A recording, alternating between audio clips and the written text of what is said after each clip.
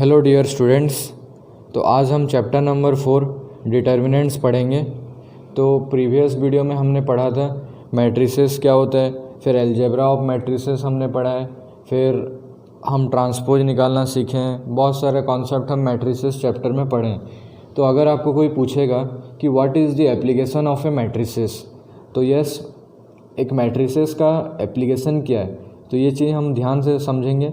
हम जो ये डिटर्मिनेंट्स एंड मैट्रिसेस पढ़ रहे हैं, इसका एप्लीकेशन क्या है। तो सबसे पहले मैं बता दूं मैट्रिसेस का एप्लीकेशन। आप जो क्लास 10th में लीनियर इक्वेशन इन 2 वेरिएबल्स पढ़े हो, तो वहाँ पे आप एक्स एंड वाई निकालने का क्या क्या तरीका सीखे हो।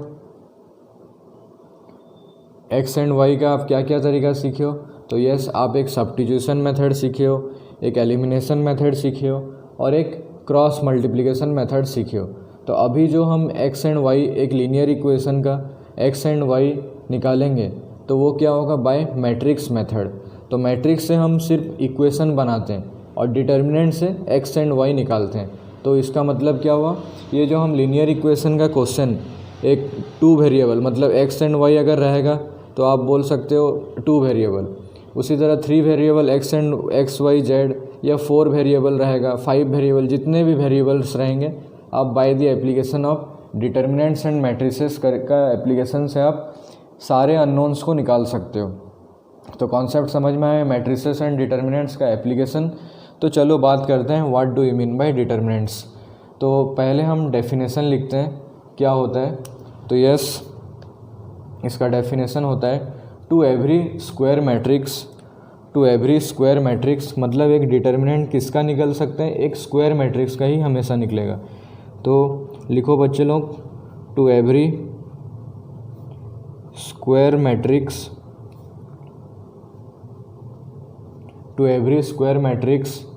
A equal to A of I j, where I denotes number of rows and J denotes number of columns, okay, of order n. Here n means n by n, means here number of rows equal to n and number of columns also equal to n. So continue, we can associate a number real और complex. आप ये 11th में पढ़े हो, what do you mean by complex number, called determinant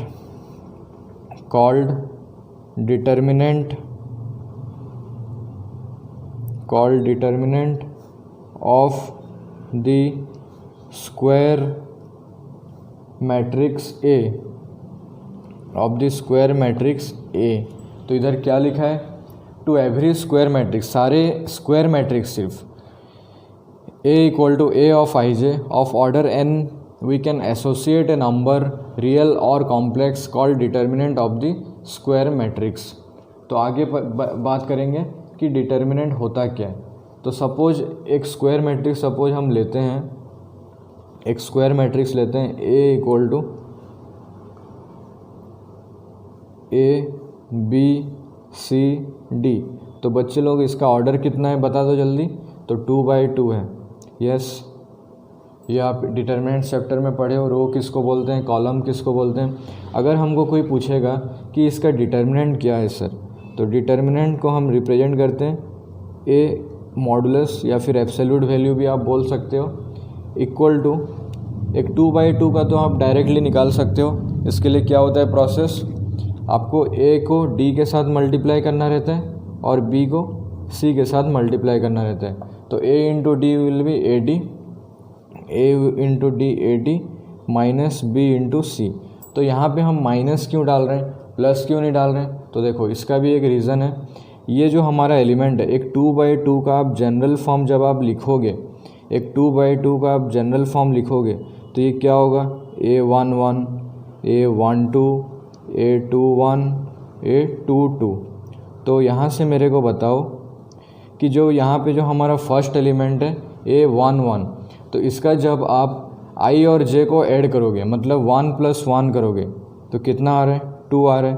तो जब हमारा I + J equal to एक इवन नंबर आता है, तो हम यहाँ पे ए इंटू डी के आगे में प्लस साइन लगाएंगे, मतलब इसके ऊपर हमको प्लस साइन लगाना है। अभी यहाँ पे देखो 1 + 2, यहाँ पे i + j = कितना आ रहा है, 1 + 2 = 3, which is an odd number. जब एक ऑड नंबर आता है तो हम क्या करते हैं, एक नेगेटिव साइन लगा देते हैं। ये चीज़ समझ पाए अभी? तो यहाँ पे हम माइनस क्यों लगा रहे हैं हुआ? तो ये था हमारा एक 2/2 डिटर्मिनेंट, मतलब एक 2/2 मैट्रिसेस का डिटर्मिनेंट निकाले। अभी हम 3/3 का पढ़ेंगे। तो 3/3 मैट्रिसेस का डिटर्मिनेंट निकालने से पहले एक क्वेश्चन चलो सॉल्व करते हैं। सपोज हमको दिया रहेगा इवैल्यूएट 2 4 -1 2, तो इसका मैं आपको क्या बताया था, देखो इसके ऊपर आपको क्या साइन डालना है, प्लस, इसके ऊपर आपको माइनस साइन डालना है। तो 2 × 2 विल बी 4, -1 × 4 विल बी -4। तो दिस इज इक्वल टू 4 + 4 = 8। एक और चीज़ मैं आपको बताना चाहूँगा कि जो हमारा डिटर्मिनेंट होता है, जैसे हम एक मैट्रिक्स का सिंबल क्या डालते हैं, एक स्क्वायर ब्रैकेट, उसी तरह एक डिटर्मिनेंट का सिंबल क्या होता है, डेल। तो del equal to determinant equal to, तो इसको आप ऐसे लिखोगे 4 - 4 विच इज़ इक्वल टू 4 + 4 = 8। तो यहाँ तक हम समझ गए कि एक 2/2 डिटर्मिनेंट कैसे निकाला जाता है। तो अभी हम सीखेंगे determinant of A matrix of order 3/3, मतलब यहाँ पे हमारा 3 रो है और 3 कॉलम है। तो देखो सबसे पहले एक चीज़ मैं आपको बोलना चाहूँगा कि एक 3/3 मैट्रिक्स का हम 6th वे में उसका डिटर्मिनेंट खोल सकते हैं, निकाल सकते हैं। मतलब एक होता है हमारा एक्सपांडिंग थ्रू R1, एक होता है एक्सपांडिंग थ्रू R2, एक होता है expanding through R3, column 1, column 2 and column 3। तो इसको मैं एक एक करके आपको बताऊंगा। अगर आप 1 से 2 को अच्छे से अगर समझ जाओगे तो बाकी आप 6 का 6 लिख सकते हो। तो सबसे पहले हम डिनोट कर लेते हैं कौन सा R1 है, कौन सा R2 है। तो yes, this is our R1, this is our R2 and this is our R3। Similarly this is our column 1, ये हमारा कॉलम 2 है और ये हमारा कॉलम 3 है। समझ में आया?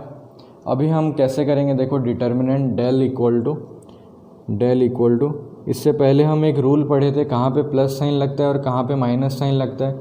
तो वो रूल को एक बार आपको याद रखना है। तो ये वाला जो हमारा एलिमेंट होता है इसका नाम क्या होता है, A11। तो here 1 + 1 will be 2, 2 is an even number. तो अगर ये एक इवन नंबर है तो इसके आगे क्या साइन लगेगा बच्चों, प्लस साइन लगेगा। फिर यहाँ पे बताओ 1 + 2, 1 + 2 will be 3, therefore it here minus sign will be, यहाँ पे प्लस साइन लगेगा। समझ में आया इतना दूर? अभी हम निकालेंगे। तो देखो सबसे पहले आपको A1 लिख लेना है, तो A1 लिखो। उसके बाद एक डिटर्मिनेंट का सिंबल डालेंगे। अभी मेरे को बताओ ये जो A1 वाला एलिमेंट है कौन सा रो और कौन सा कॉलम में लाई कर रहा है। तो देखो ये रो में लाई कर रहा है और ये कॉलम में लाई कर रहा है। तो इसको आप डिलीट कर दो, मतलब हटा दो पूरा। तो इसको हटाने के बाद जो नया एक डिटर्मिनेंट बन रहा है वो क्या बन रहा है, B2 C2 B3 C3। तो उसको आप अरेंज करके सीरियली लिख लो, B2 C2 B3 C3। समझ में आया बच्चों? उसके बाद माइनस, यहाँ पे क्या डालेंगे, B1। माइनस क्यों कर रहे हैं, क्योंकि यहाँ पे हमारा माइनस साइन है। उसके बाद देखो B1 जो हमारा एलिमेंट है वो कौन से रो और कौन से कॉलम में लाई कर रहे हैं बताओ। तो yes, this row and this column. तो अभी हमारा जो और एक कॉलम डिलीट होगा वो कौन है, सेकंड कॉलम को हम डिलीट करेंगे और फर्स्ट रो को डिलीट करेंगे। तो क्या क्या आ रहा है, A2 C2 A3 C3। उसको आपको अरेंज करके लिख देना है। तो A2 C2 A3 C3। समझ में आ रहा है? उसके बाद हम करेंगे क्या, C1। तो प्लस C1 इंटू, देखो अभी हमारा C1 जो C1 वाला एलिमेंट है वो जो कॉलम में लाई कर रहा है उसको अभी डिलीट कर दो। तो ये कौन सा कॉलम में लाई कर रहा है, तो ये थर्ड कॉलम में लाई कर रहा है। तो इसको जब हटा देंगे तो हमारा जो नया डिटर्मिनेंट आ रहा है कौन आ रहा है, A2 B2 A3 B3। तो A2 B2 A3 B3। तो बहुत ही इजी लग रहा है, अभी कुछ हार्ड नहीं है, अभी तक कुछ कॉम्प्लिकेटेड टॉपिक अभी तक आया नहीं है। तो इसमें आपको घबराना भी नहीं है। तो डेल इक्वल टू देखो अभी आपको मैं बताया हूँ एक 2x2 मैट्रिक्स का डिटर्मिनेंट कैसे निकालते हैं बच्चों। तो yes this into this minus this into this, तो वो चीज़ कर दो। तो ये क्या हो जाएगा, A1 ब्रैकेट के अंदर B2C3 माइनस B3C2, समझ में आया अभी। उसी तरह minus B1 into A2C3 minus A3C2 plus C1 into A2B3 minus A3B2। So this is our determinant of a 3x3 matrix by expanding through R1। मतलब ये चीज़ हम क्या किए, रो 1 से एक्सपांड किए। अभी मेरे को कोई बोलेगा कि सर आप कॉलम 1 से एक्सपांड करके मेरे को बताओ, तो चलो एक और बार वो डिटर्मिनेंट लिखते हैं और कॉलम 1 से करेंगे।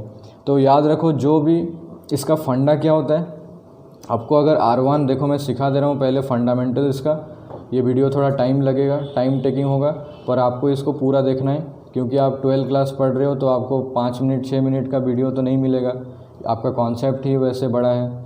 तो देखो अगर आपको R1 से निकालने के बोलेगा तो क्या करोगे, ये एलिमेंट R1 का एलिमेंट को सबसे पहले फ्रंट में रखोगे। मतलब देखो यहाँ पे A1 रखें, यहाँ पे B1 रखें और यहाँ पे C1 रखें, तो R1 का ही सिर्फ एलिमेंट यहाँ पे फ्रंट में है। तो A1 लिखोगे तो जो रो में और जो कॉलम में वो लाई करेगा उसको डिलीट करके जो नया डिटर्मिनेंट मिलेगा उसको आप लिख देना। ये आपका पहला हुआ। फिर माइनस साइन क्यों लगता है वो भी बताया। तो B1 लिखा गया, फिर जो रो और जो कॉलम में ये लाई कर रहा है उसको हम हटा के जो डिटर्मिनेंट बचा उसको लिख दिया, फिर C1 का एज इट इज़। अभी हम एक कॉलम 1 का देखेंगे। तो अगर हमको बोला जाएगा कि आप कॉलम 1 से एक्सपांडिंग थ्रू कॉलम 1 करो, तो देखो ये भी एक आसान चीज़ है, expanding through C1, expanding through C1। तो देखो हमारा जो डिटर्मिनेंट पहले मैं इधर लिख दे रहा हूँ, del equal to A1 B1 C1 A2 B2 C3 A3 B3 and C3 हो गया बच्चों। तो देखो अभी हम इसका सीखेंगे 3x3 का कॉलम 1 से कैसे एक्सपांसन होता है। तो देखो आगे सबसे पहले कॉलम 1 बताओ कौन है। तो सर ये है हमारा कॉलम 1, समझ में आया, ये हमारा एक कॉलम 1 है। उसके बाद देखो कॉलम 1 मतलब ये 3 एलिमेंट को हमको फ्रंट में लाना है।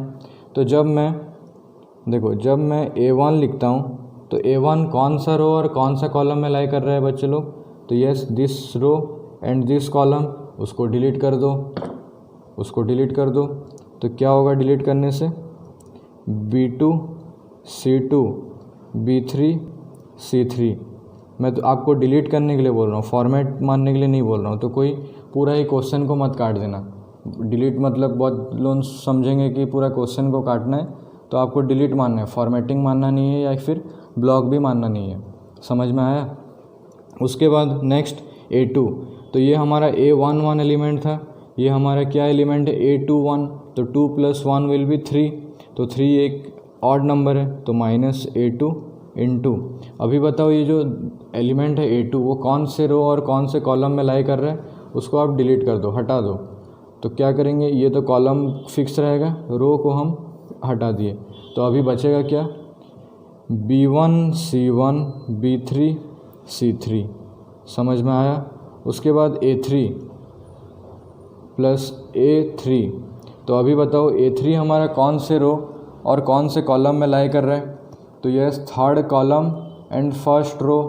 तो थर्ड कॉलम और फर्स्ट रो को जब हम हटा देंगे तो B1 C1 B2 C2, B1 C1 B2 C2 हो गया। अभी इसको हम जैसे डिटरमिनेंट निकालेंगे। तो ये क्या हो जाएगा, A1 B2 C3 minus B3 C2 minus A2 into B1 C3 minus B3 C1 plus A3 into B1 C2 minus B2 C1। तो this is our determinant of a 3x3 matrix by expanding through column 1, समझ में आ गया। तो देखो next हमारा एक question solve करेंगे एक 3x3 मैट्रिक्स का। तो evaluate the determinant del equal to इतना। तो अभी हम बताओ क्या करेंगे। सबसे पहले आंख बंद करके यहाँ पे प्लस साइन डाल दो, यहाँ माइनस साइन और यहाँ पे प्लस साइन। उसके बाद जब आप डेल इक्वल टू 1 लिखते हो तो 1 लिखने से क्या होगा, हम डायरेक्ट करेंगे। तो 1 मतलब ये रो और ये कॉलम हमारा डिलीट हो जाएगा। तो 3 into 0 that is 0 minus 1 into 0 which is also again equal to 0 minus 2 को जब हम लिखेंगे तो ये वाला कॉलम एंड ये वाला रो हमारा गायब हो जाएगा।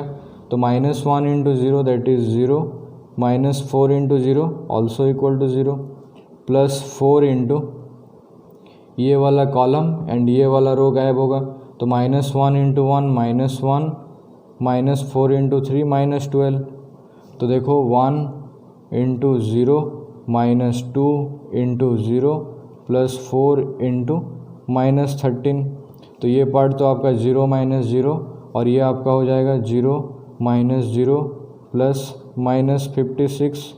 तो which is equal to minus 56। तो इसको अगर आप कोई भी एक्सपांसन से निकालते हो, मतलब रो 1 कॉलम 1 कहीं से भी निकालते हो, आपका आंसर सिर्फ इतने ही आएगा। माइनस 56 के अलावा अगर कुछ और आता है तो इसका मतलब आपका आंसर गलत है। समझ में आया। तो ये वीडियो में हमने पढ़ा डिटर्मिनेंट क्या होता है, फिर 2x2 मैट्रिक्स का डिटर्मिनेंट कैसे निकालते हैं और 3x3 मैट्रिक्स का डिटर्मिनेंट कैसे निकालते हैं। तो आई होप ये वीडियो आपको पसंद आया हो।